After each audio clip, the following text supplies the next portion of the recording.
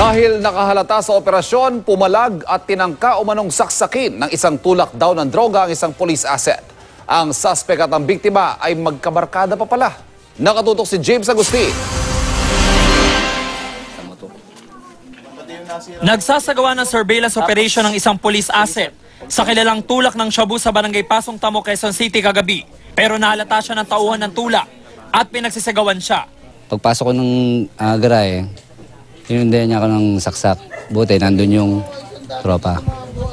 Pero sumigaw muna siya, tapos buti nasalo ng kasama ko. Nagtatakbo na raw ang suspect na si Tata Kabael sa mga iskinita at nagkasugat pa siya sa ulo matapos tumama sa mga bubong. At para matakasan ng mga umahabol na pulis, bigla siyang pumasok sa isang bahay. Pagka labas ko ng kwarto, nakita ko po yung na may hawak siyang sabi wag daw po kaming maingay. Kaya yun sa sobrang takot po, nagpunta po kami sa sofa tapos binuksan na lang po yung TV. Buti na lang at dumaan ang mga pulis at agad na naaresto ang suspect. Dito sa kwarto na ito, bigla raw pumasok ang suspect at gumamit pa ng kumot para makapagtago. Nakuha sa suspect ang isang patalim.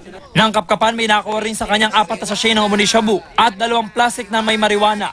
Napag-alaman na ang police asset. Kabarkada pa pala ng suspect. Painom po ako eh. Tapos may pinagtalunan kami. Tapos pinuntahan ko siya. Hindi ko naman siya sasaksakin eh. Sabi lang sasaksakin, hindi oh. Yan si Tata, kanyan talagang tiga Holy Spirit yan eh. Dumadayo dito sa Pasong Tamo yan para magatid din ng droga dito na kanyan kasi bata-bata ni Edward yun eh. Maharap sa patong-patong na reklamo ang suspect na itinangging sa kanya nakuha ang mga illegal na droga. James Agustin, nakatutok, 24 oras.